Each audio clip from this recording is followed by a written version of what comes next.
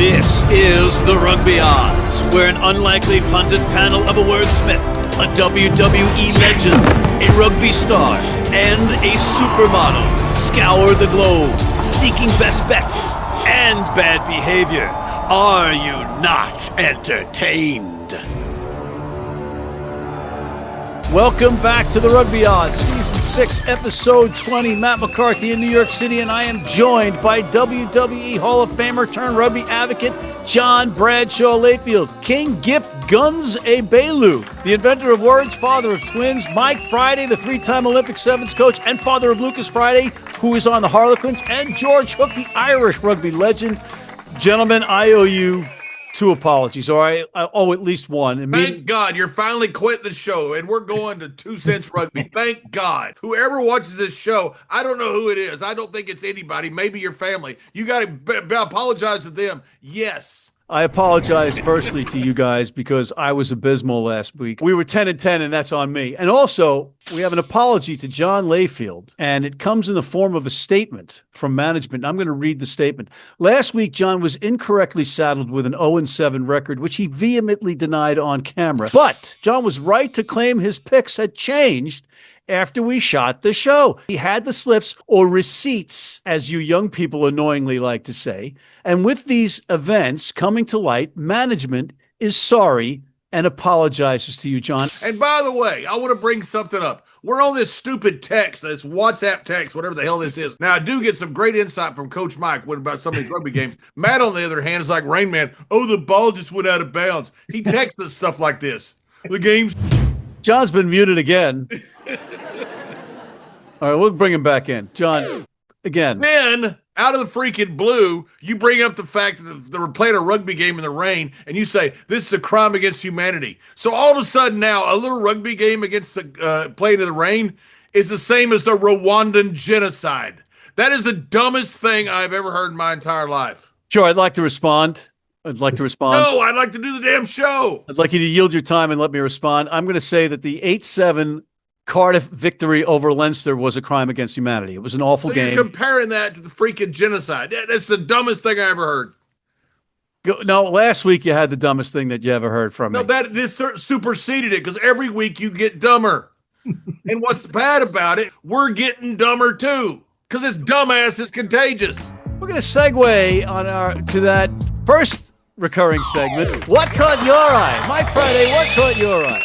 Well, I've got to bring up that Leinster Cardiff game begrudgingly because it caught my eye that much I had to turn it off. Wait, John, you're not going to jump down his throat?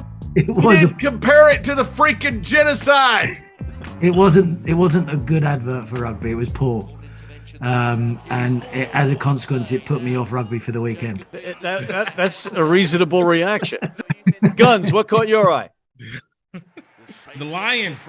The Lions showed us last week, don't play with them. The Lions showed the week before, don't play with them. Bam! The Lions said, Stormers, we're putting ice on you. Cooled them off. All that fire that you thought the Stormers were going to have, man, give the Lions their credit because they were the worst team like a year ago, 2 years ago, and they've just kind of bounced out, won the African Shield, if you want to call it that. South African Shield, and of course you're referring to the Fidelity Secure Drive Lions. Yeah, that just killed all my wind. I said all of it. That's a long mouthful of a team now. Don't make me go back to trying to hate on the Lions again. The Fidelity Secure Drive Lions. It rolls right off the tongue. Yeah. John, what caught your eye? You just killed the whole show. It's like turning you walking in a room is like turning the sprinklers on in the room. John, what caught your eye? That Italy, despite the fact that they have players missing, Zebre specifically, is becoming a pretty good team. Look, these guys have been raised up in rugby's estimation the last few years, and they continue to do so. And Northern Samoa can't play in the rain. He's referring again to Ireland being Northern Samoa, folks, because he's Brodie Retalick picked up where he left off, and he is still leading Japan Rugby League One in the try-scoring department at 6'8" as a lock. He got his 10th and 11th tries this weekend. Also, Welsh fans all giddy about their teams having success this weekend with a tie with the Dragons and Cardiff winning and Ospreys winning and the Scarlets even playing a tight match. None of it matters because none of the teams that they won against or tied against or almost beat had any of their players because everybody's away for the Six Nations. Do they keep score? They did keep score. Then it matters. Okay. Well, you go back and forth every single 30 seconds on which side you see this. So which is it now? These games are okay for you? No, I don't like that they don't play their players. I think it's a disgrace. But if they are keeping score, the game counts. Okay, in the name of time and sanity, let's move on to our next recurring segment, Player of the Week. And the nominees are Cathal Forde, the Connacht number 12, recorded an amazing 25 tackles while also crucially contributing in attack during their dramatic last gasp win over Glasgow. That's a crazy tackle count for its center, even if the game was versus a depleted Glasgow side. Embrose Papier, the number 9 for the Bulls, has some Springboks fans once again lobbying for Rassi to call him up, ran solid support lines that resulted in 2 well-earned tries, reeling in John's sinking Sharks. And Seiya Ozaki, the veteran wing for the Tokyo Sungoliath, had 3 tries in his team's whitewashing of GIF's Blue Revs. The 30-year-old has been plagued by injury in recent seasons. Good to see him back. Mike Friday, who is your player of the week? I had Connacht to win. Connacht did win. Cathal Forde. I'm going to back. Good Samoan name, that. Cathal Forde. Gift. I'm going to go over with Ambrose Papier, man. You know, the Bulls absolutely slaughtering the Sharks as per normal. You know, call them the Japanese fishermen at this point. So, you know, just like, hell, give Papier absolutely doing the work that is meant to be. Continue making that all-star team look dumb. John. I like Northern Samoa's boy, but I'm going with Papier of the Blue Balls. I'm going to make it unanimous. I'm going with It's Embrose. not unanimous, you dumb ass. I have a weighted pick. It doesn't matter if your pick is worth like... Embrose Papier is this week's Player of the Week. Let's go to Gift's favorite segment. Grown ass man! And the nominees are Fraser McWright, open side flanker for John's Reds, not the ones in Cincinnati, in their impressive win over Mike's high-flying Highlanders. Captain McWright was disruptive as usual while leading in tackles with 17, winning 3 turnovers and scoring a try in 80 minutes. Alan Lawrence, the number 6 for Cardiff, 20 tackles, second to teammate Dan Thomas's 25 tackles, most carries with 16 in biblical rain in an 8-7 slop fest that we already talked about against Leinster, which had 43 turnovers, 25 by Leinster's B team.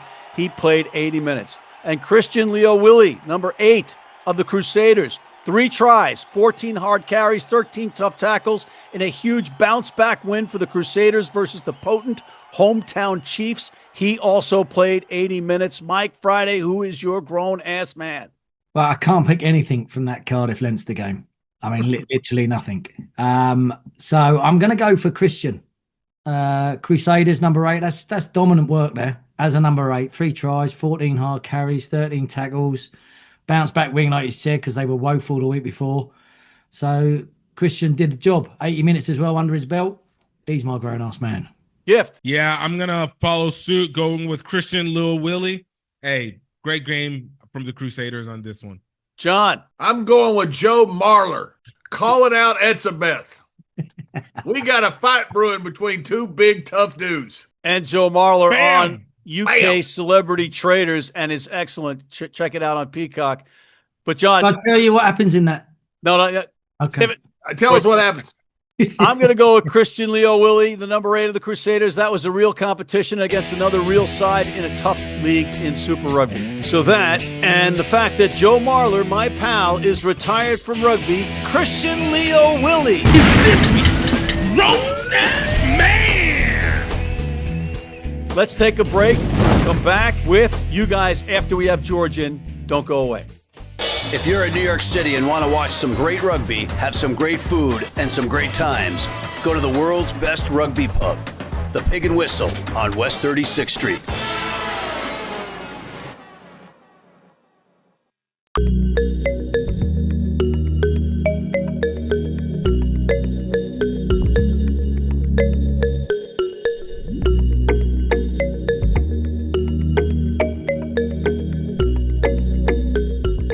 And we're back, and again, we have the pleasure of welcoming Mr. George Hook, calling in from Dublin. George, how are you? Well, it's the best time of the rugby year, Six Nations Championship, which I have been interested in now for almost 80 years. 78 years ago, I listened to a Six Nations match on the radio. So, Wow. and we were all glued to the radio, no television, all glued to the radio. That is amazing. It's a little different now, just slightly, right? Yeah. All right, so let's not waste any more of your time. Let's get right to our recurring segment. Headlines with Hook. The first headline, George, talk Six Nations with us. All right, well, I'm not sure how right I've been so far. My calculation has been pretty bad.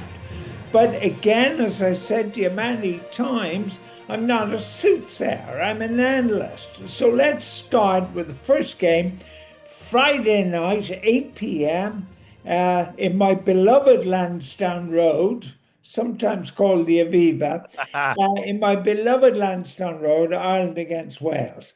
Ireland, 26 points maybe to the good with Paddy Power. If you look at the last four matches, the average is Ireland 30, Wales 10. I think we do better than that if we can repeat what we did against England. So I would think this is a no contest. Wales aren't going to win a match in this Six Nations. It is an embarrassment to seriously think that you might replace Wales with Georgia.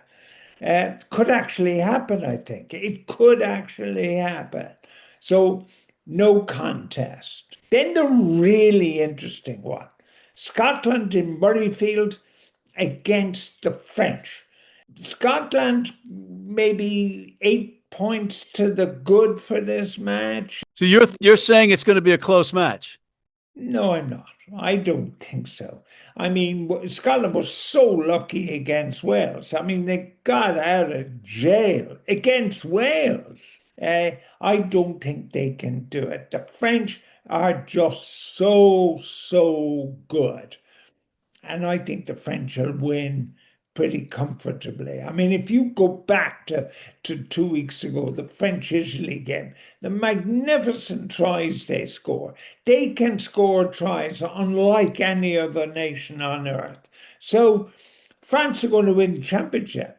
France are going to win the championship. And to do so, they have to beat Scotland. They will beat Scotland comfortably, which to me then leads us to the match of the round.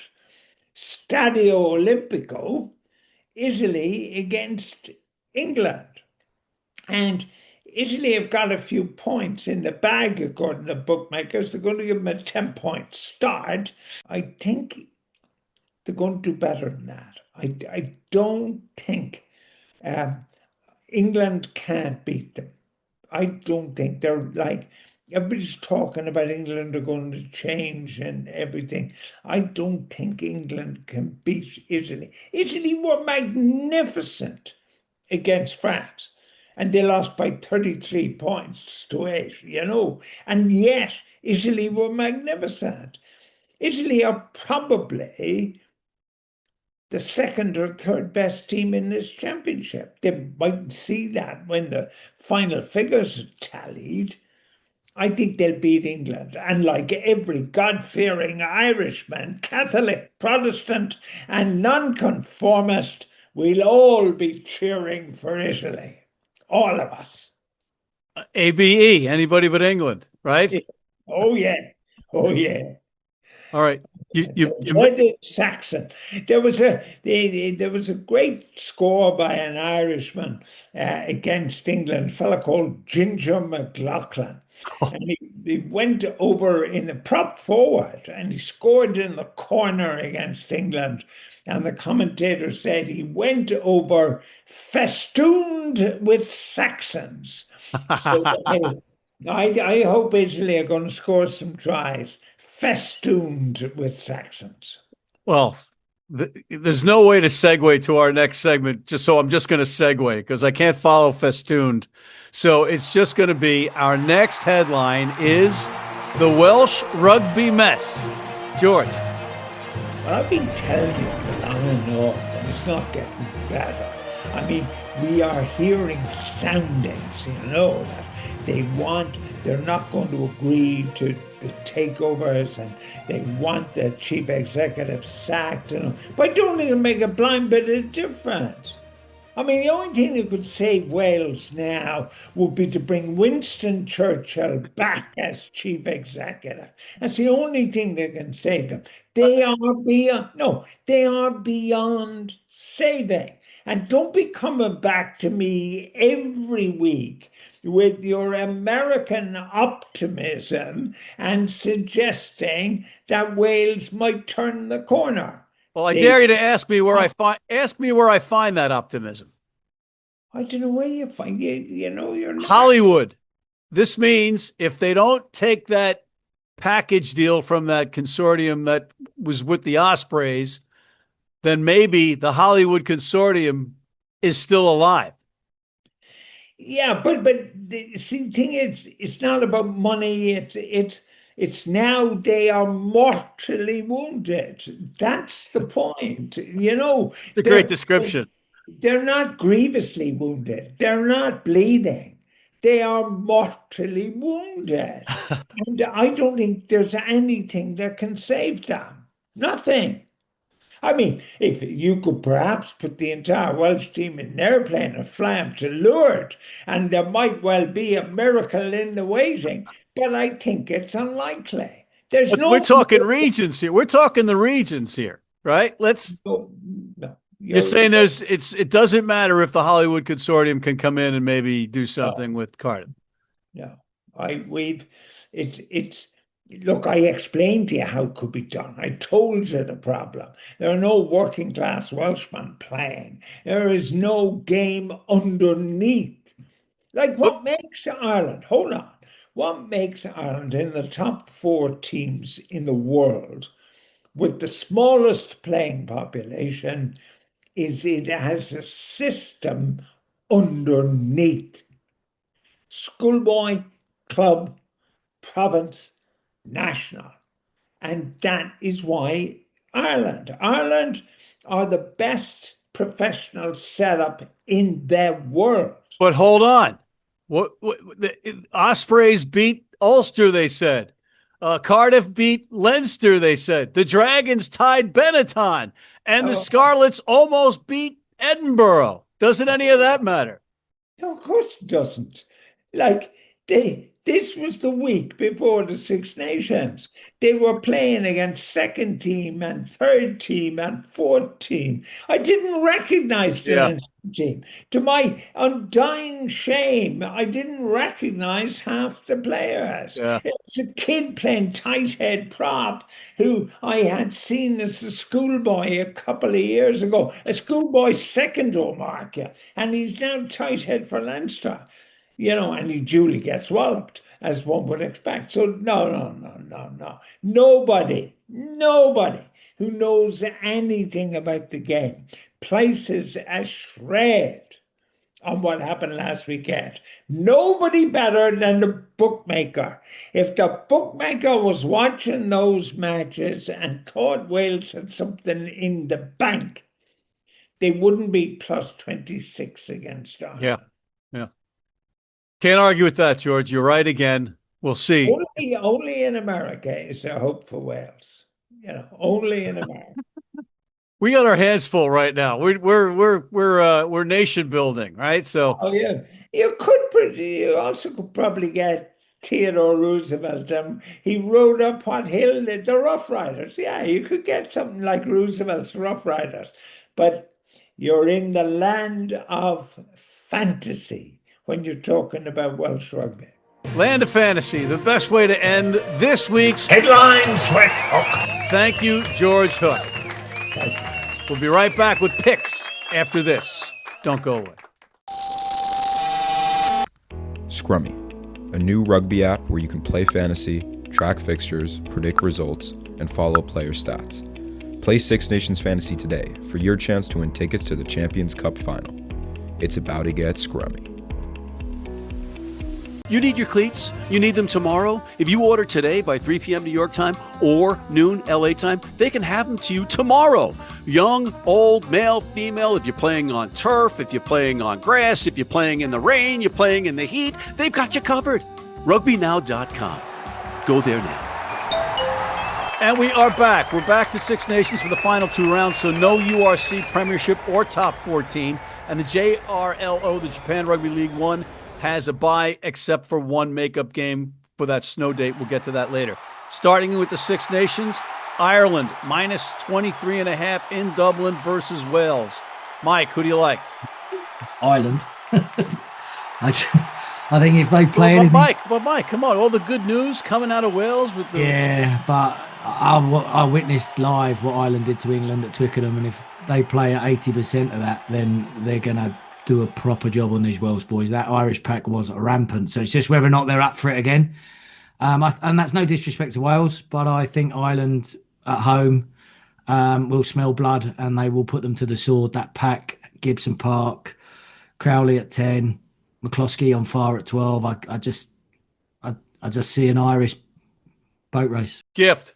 Ireland to really take this one. Still not that great, but way better than Wales. John. Yeah, I think Northern Samoa is upset that they're not going to be able to win the Six Nations, and they're going to take it out on somebody, and that's poor Wales. So I think Northern Samoa is going to put up 40 or 50 points on these boys.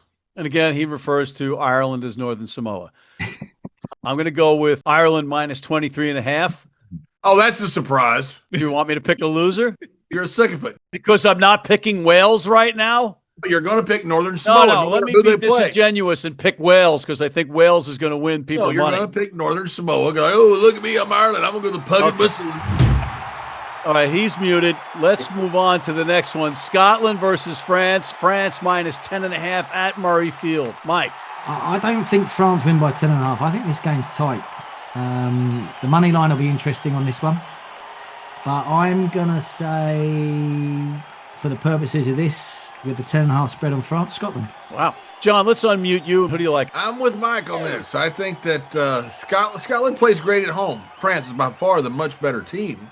But I think they got a real chance here. I mean, they got a chance to, sneak up and win this game. Not a good one, but I think they got a really good chance of covering 10.5 points. It does blow open the Six Nations. Does it ever? Yeah. This would really blow it wide open. Suddenly Scotland are in the conversation again. Yep. Gift. I really want to just hate on France, but I absolutely do believe this is just a team that if they choose to play, they absolutely annihilate anyone. And I think Scotland's not going to be any different. Needless to say, I think France covers this one. Yeah, I'm with King Guns. I'm going with France. I mean, they're loaded. They're going to run all over the pitch.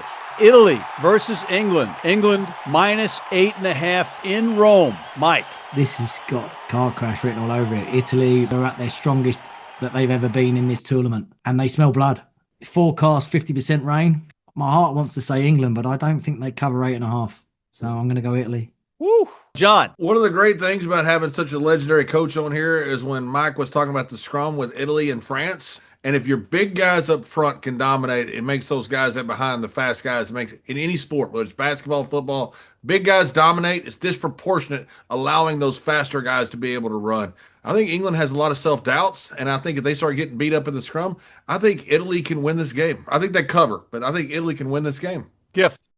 I thought England was going to be better off this year, and I think Italy does cover this one. And I would take the money line for Italy to beat them. I'm going with England.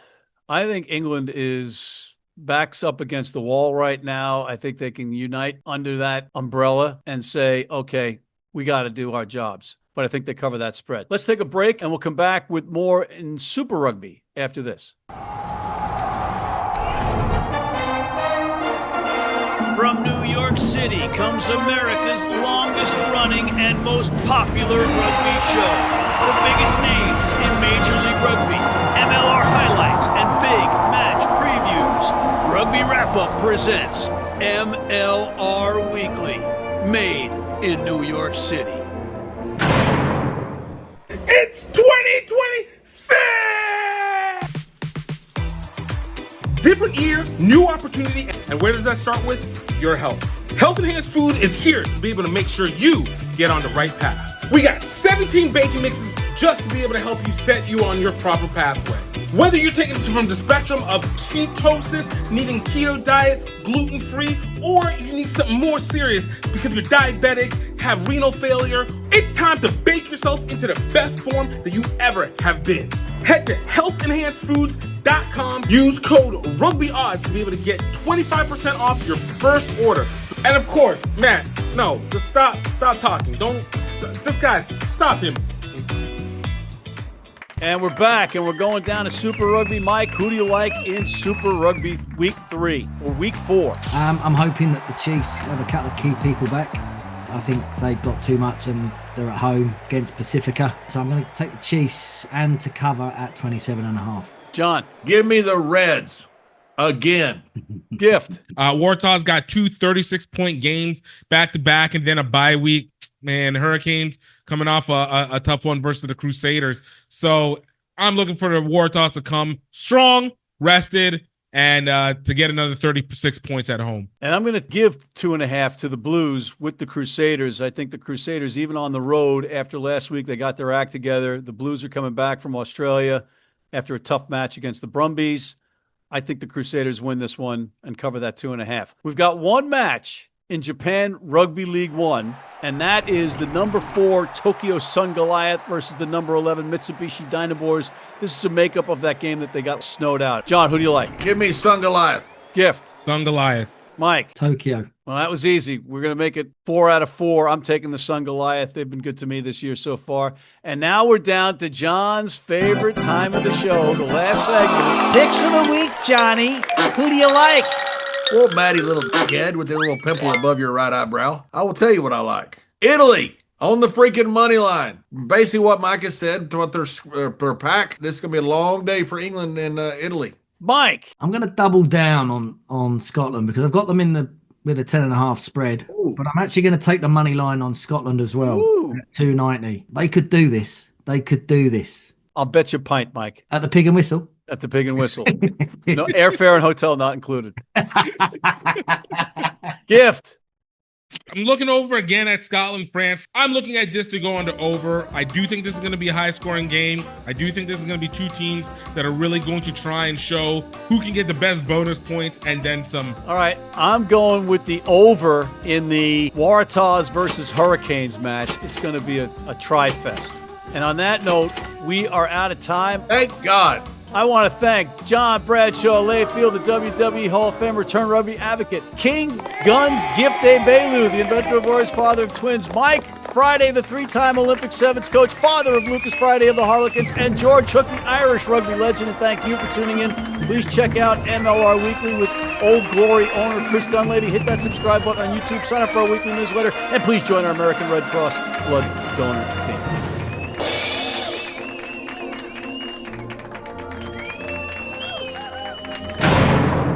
Check out my OnlyFans page.